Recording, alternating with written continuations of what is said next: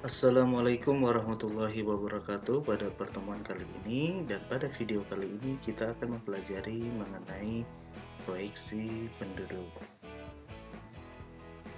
Kemudian kita bicara mengenai metode komponen. UN dalam Manual 3 tahun 1952 menjelaskan bahwa proyeksi penduduk dengan metode komponen adalah proyeksi yang dikerjakan secara terpisah, umumnya menurut umur dan jenis kelamin. Dalam hal ini, dibuat proyeksi berdasarkan penduduk menurut umur, baik untuk laki-laki maupun perempuan. Nah, umur sering dikelompokkan menjadi 5 tahunan.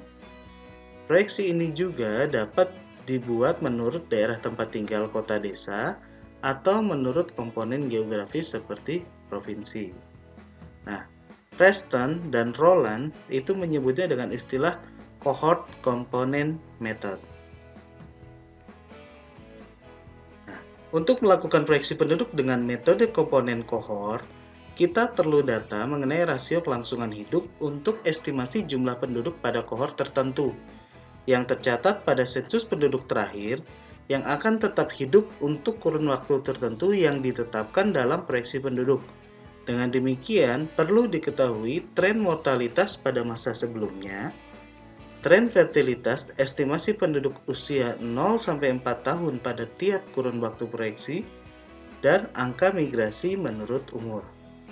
Metode komponen saat ini sering digunakan karena memperhitungkan tren fertilitas, mortalitas, dan migrasi. Dibandingkan dengan metode lain seperti metode matematis, metode ini dianggap lebih baik karena punya validitas internal yang lebih tinggi. Dua teknik dalam metode komponen itu ada demografi uniregional dan demografi multiregional. Dalam demografi uniregional itu menggunakan angka migrasi bersih total tanpa memperhatikan kemana arus migrasi keluar dan dari mana arus migrasi masuk di suatu daerah. Sedangkan dengan demografi multiregional itu memperlakukan migrasi masuk ke suatu daerah sebagai migrasi keluar dari daerah asal tertentu dan migrasi keluar dari suatu daerah sebagai migrasi masuk di daerah tujuan tertentu. Demografi uniregional itu memproyeksikan penduduk daerah seperti provinsi dilakukan secara terpisah dari proyeksi penduduk nasional. Akibatnya, jika hasil proyeksi penduduk menurut provinsi semuanya dijumlahkan, maka hasilnya mungkin tidak sama dengan hasil proyeksi penduduk nasional. Untuk membuat menjadi sama, dilakukan koreksi dengan menyesuaikan data dasar proyeksi penduduk sampai diperoleh angka yang sama, baik secara total maupun menurut kelompok umur dan jenis kelamin. Tahapan ini biasa disebut dengan tahapan iterasi. Kemudian demografi multiregional ini dapat menghasilkan angka yang sama dengan melakukan sekali proyeksi penduduk karena metode ini memperhitungkan interaksi antar daerah.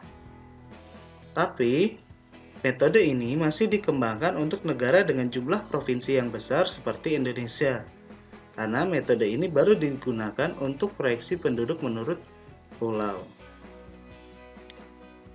Secara umum, metode komponen itu mempunyai formula sebagai berikut. P1 atau PT itu sama dengan P0 ditambah birth minus date ditambah input minus output.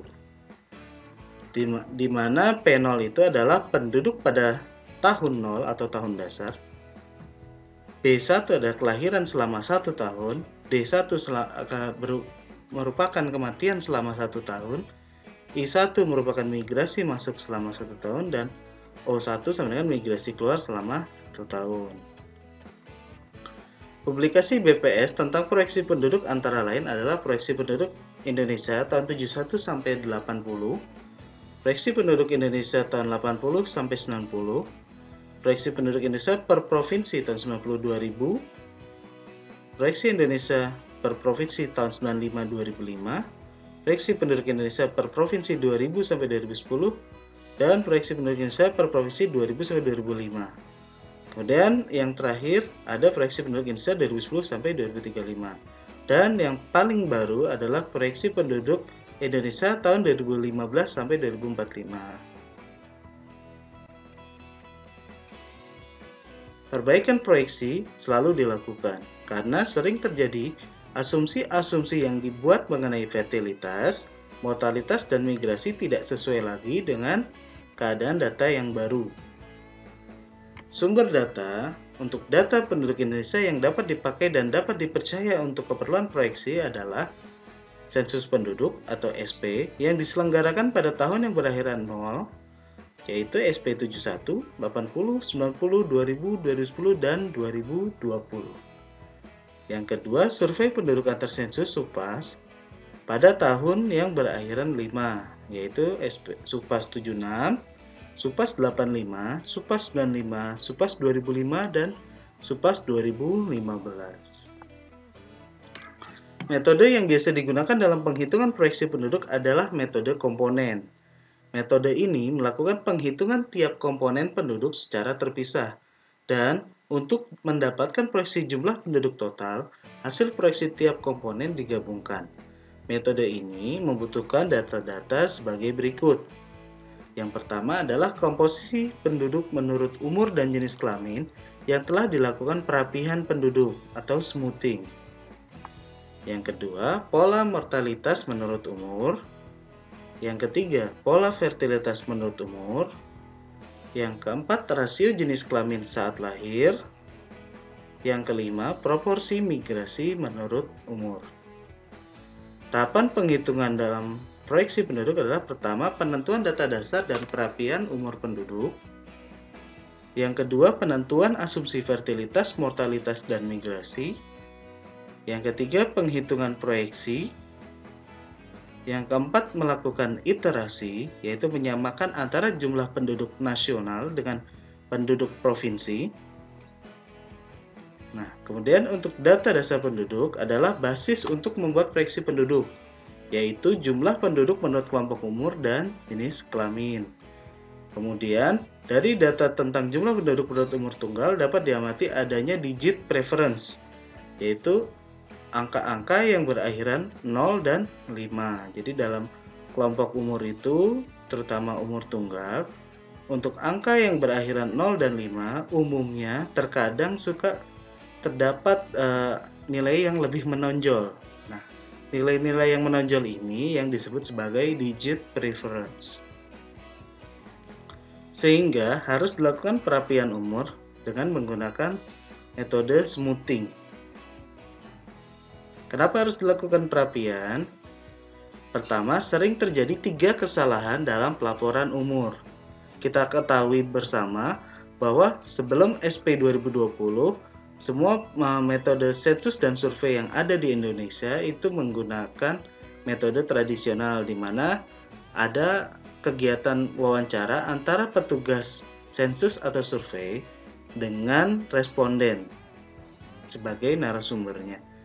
Jadi, jika respondennya umumnya tua, itu sering terjadi yang namanya kesalahan penuturan umur atau age misstatement. Nah, yang kedua, suka juga terjadi yang namanya digit preference, yaitu kecenderungan untuk melaporkan umur yang berakhiran 0 dan 5. Ketika orang umurnya 36 atau 37, terkadang dia lebih suka menyebut umurnya 35. Atau orang yang berumur 31, 32 tapi dia lupa, dia bilang 30-an. Dan itu terjadi diakibatkan juga karena kekurang jelian petugas, sehingga petugas mencatatnya 30. Nah, itu juga bisa menjadi penyebabnya. Kesalahan petugas ini yang disebut dengan non-sampling error. Kemudian ada kesalahan yang lain, yaitu namanya underestimate untuk kelompok umur tertentu, yaitu umumnya kelompok umur di bawah 5 tahun, kelompok umur tua, dan kelompok umur usia muda. Nah, berikut adalah piramida penduduk Indonesia tahun 2000 dalam ribuan. Kita lihat bahwa untuk kelompok umur tertentu adanya digit preference, jadi kelompok umur yang menonjol ini. Ini umumnya terjadi pada kelompok umur yang berakhiran 0 dan 5 umumnya. Jadi cukup menonjol ya. Jadi kalau dibuat piramida itu tidak rapi ya. Tidak rapi. Nah, Cara mengevaluasi struktur umur penduduk yaitu pertama menggambar piramida penduduk untuk melihat age heaping. Kemudian menghitung Whipple's Index untuk mengukur sejauh mana kecenderungan responden melaporkan umur yang berakhiran 0 atau 5. Kemudian yang kedua, menghitung Myers Index untuk mengevaluasi kecenderungan pelaporan umur yang berakhiran 0 sampai dengan 9. Dan yang ketiga, menghitung UN Index untuk melihat keakurasian umur dan jenis kelamin. Jenis kelamin, yaitu rasio jenis kelamin itu seringnya berfluktuasi. Ini diakibatkan mobilitas laki-laki lebih tinggi pada usia muda sehingga banyak yang kemungkinan terjadinya terlewat cacah. Ini bisa kita lihat pada grafik garis rasio jenis kelamin. Nah, ini berikut adalah rasio jenis kelamin menurut golongan umur tahun 71 sampai tahun 2000. Kita lihat rasio jenis kelamin untuk kelompok umur muda itu diwarnai merah ya. Nah, ini menunjukkan kecenderungan tadi mobilitas penduduk muda, utamanya laki-laki itu cukup tinggi sehingga lebih banyak perempuan. Nah, begitupun untuk kelompok umur tua, lebih banyak perempuan, sehingga angka harapan hidup perempuan itu cenderung lebih tinggi dibandingkan angka harapan hidup laki-laki. Berikut adalah rasio jenis kelamin penduduk Indonesia. Untuk data dasar dan asumsi fertilitas, yang dibutuhkan adalah ASFR dan TFR. Kedua data tersebut digunakan untuk memperkirakan jumlah kelahiran yang akan menjadi jumlah penduduk usia 0-4 tahun pada periode proyeksi. Misalnya, ASFR dan TFR pada periode 2000 hingga 2010 digunakan untuk memproyeksikan ASFR dan TFR pada 2010 hingga 2015. Dalam hal ini dibuat asumsi kecenderungan fertilitas pada 2010 hingga 2015. Selanjutnya, hasil proyeksi ASFR dan TFR pada 2010 hingga 2015 digunakan untuk menghitung jumlah penduduk usia 0-4 tahun pada tahun 2015. Nah, pendekatannya biasanya menggunakan metode logistik. Kemudian, asumsi tren fertilitas dapat dikelompokkan menjadi TFR turun pada periode proyeksi mengikuti kecenderungan penurunan TFR pada periode sebelumnya atau disebut historical trend. Nah, TFR mencapai nilai tertentu pada tahun tertentu berdasarkan target yang ditetapkan. Misalnya sudah mentargetkan TFR itu senilai 2,3 pada tahun 2019. Ini misalnya menggunakan SDGs Goal nomor 3 target nomor 3.7. Kemudian data dasar dan asumsi mortalitas yang dibutuhkan adalah IMR dan E0 atau UHH. Nah, baik untuk laki-laki maupun perempuan. Kedua data tersebut digunakan untuk mendapatkan rasio kelangsungan hidup atau survival ratio untuk setiap kelompok umur sehingga dapat diketahui jumlah orang yang bertahan hidup pada periode 5 tahun berikutnya. Asumsi tren mortalitas dapat dikelompokkan menjadi IMR turun pada periode proyeksi, misalnya mengikuti kecenderungan penurunan IMR pada periode sebelumnya, atau historical trend, atau IMR mencapai nilai tertentu pada tahun tertentu berdasarkan target yang ditetapkan.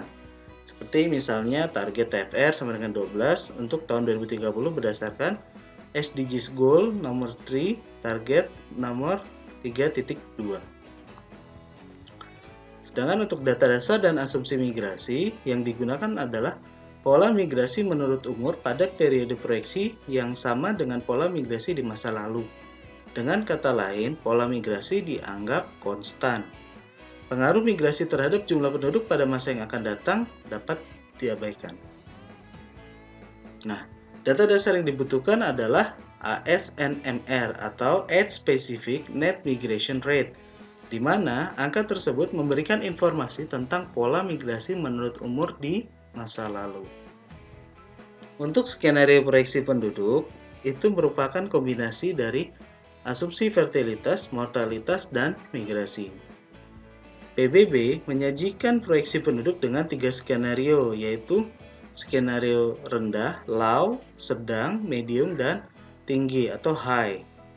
Jadi kalau kita membuka publikasi proyeksi yang dibuat oleh UN, itu biasanya hasilnya ada tiga jenis, jadi low, medium, atau high.